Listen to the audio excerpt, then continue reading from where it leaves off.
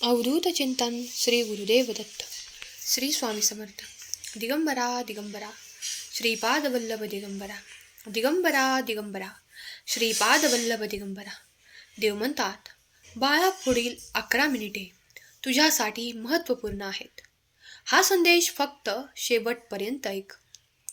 आणि हा संदेश तेच शेवटपर्यंत ऐकतील जे खरे स्वामी भक्त आहेत.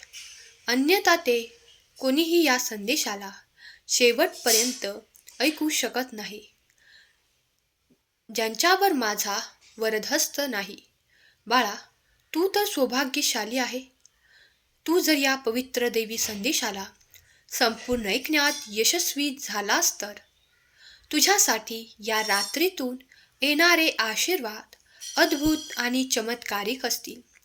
बाळा, पुढील काही मिनिटे हा संदेश ऐकत रहा, कारण यात तुझे भाग्य परिवर्तन करणारे आशीर्वाद तुझ्या दिशेने येत आहेत. तुमचा कठीण काळ समाप्त करण्यात आला आहे. देवाने तुमच्यासाठी ते दार उघडले आहे, ज्यात तुमच्यासाठी अधिक आनंद, अधिक उत्साह, अधिक सुख आणि अधिक पैसा ठेवला आहे. तुम्ही त्या पैशासाठी खूप काही धडपड करत आहात. मला माहीत आहे की हे कलियुग आहे. प्रत्येक जण इथे आपल्या कर्माद्वारे ते प्राप्त करू इच्छितो, ज्यामुळे त्याला सुख, सुविधा, आनंद, सुंदर जीवन, सुंदर घर प्राप्त होण्यासाठी तुम्ही जे काही प्रयत्न करत आहात ते सर्व काही प्रयत्न एकत्रित करून देव तुमच्यासाठी ते सर्व काही देत आहे. तुमच्यासाठी मोठा आर्थिक चमत्कार घडवून आणणार आहेत. तुमचा विश्वास अधिक बसेल, कारण देव तुम्हाला ती मदत देऊ इच्छितात. जर तुम्ही खूप काही आर्थिक संपन्नतेसाठी, आर्थिक प्रसन्नतेसाठी देवाकडे विनंती, प्रार्थना करत आहात, तर हा संदेश शेवटपर्यंत ऐका, कारण येणारी अद्भुत चमत्कार तुमच्या जीवनात ते घडवून आणणार आहेत, ज्याची तुम्ही देवाकडे प्रार्थना करू इच्छिता. होय बाळा, देव तुझ्याशी बोलत आहे. तुझ्या सौभाग्य आहे की तू या इतक्या मोठ्या जगात देवाचे हे पवित्र शब्द तुझ्या समोर येताच ऐकत आहेस. बाळा, तू दुर्लक्ष केले नाहीस, कारण तू हे चमत्कार प्राप्त करण्यासाठी उत्सुक आहेस, आनंदी आहे, कारण तुझा माझ्यावर विश्वास आहे आणि तू संपूर्ण विश्वास देवासाठी ठेवत आहेस. तर ते चमत्कार तुझ्यासाठी घडणारच आहेत. पुढील काही काळात तुम्ही पाहाल की तुमच्या समस्या असल्या काही मार्गाने समाप्त करण्यात येतील, ज्यासाठी तुमची निवड करण्यात येईल. देव तुमचे नाव त्या ठिकाणी घेऊ इच्छितात, ज्या ठिकाणी तुम्ही पोहोचू इच्छिता.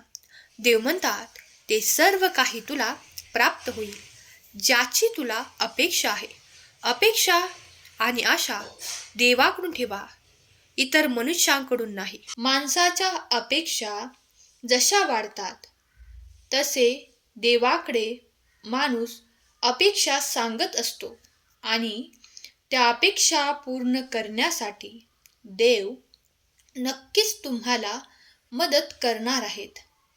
म्हणून लक्षात ठेवा, जरी तुमच्या अपेक्षा संपत नसल्या तरी देव तुम्हाला देतच राहणार आहे.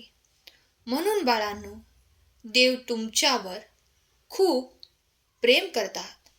जशी तुमची आई तुमची काळजी घेते, तसंच देवही तुमची काळजी घेत असतात. प्रत्येक संकटातून तुमचे नकळत का होईना, परंतु रक्षण हे करतच असतात. म्हणून त्यांच्यावर देखील तुम्ही प्रेम करा. अविश्वासाला कुठेही मनामध्ये जागा देऊ नका. रागावू नका.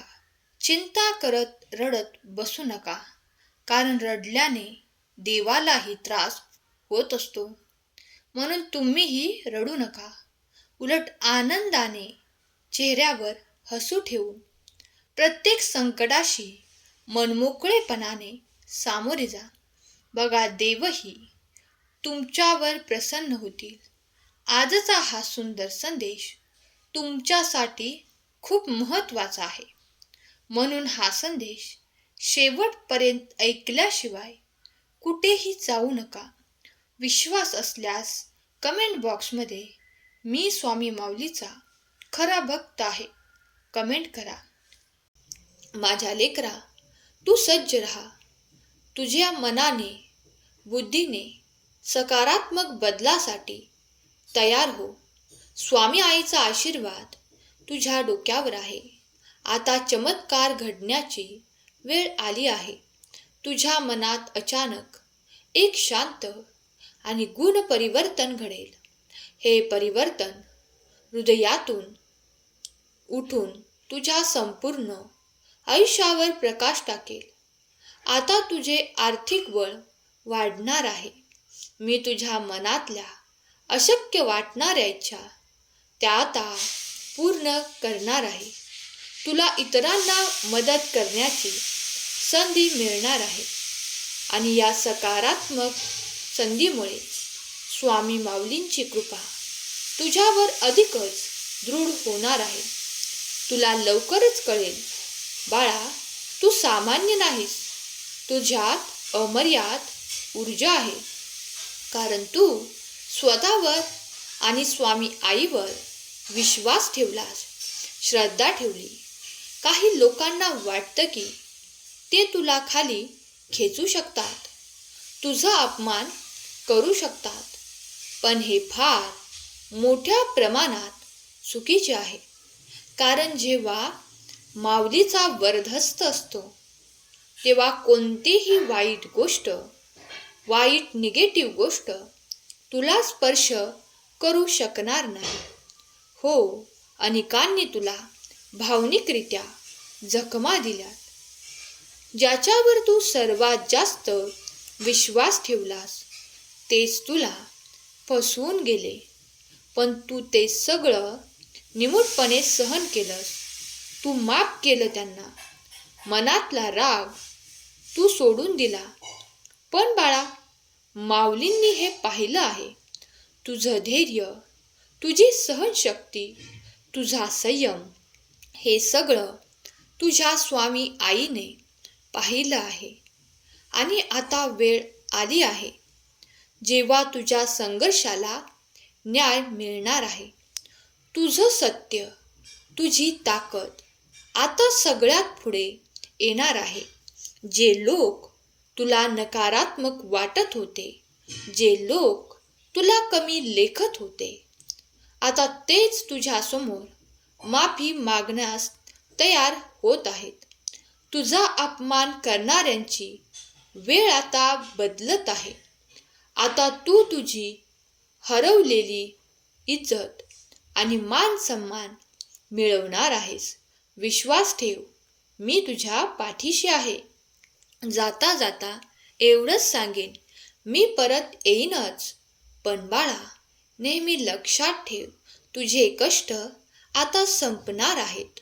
उत्तर शोधायला तू योग्य मार्गावर आला आहेस. माझे शब्द तुझ्या आठवणीत ठेव आणि नीतिमत्ता साफ ठेव.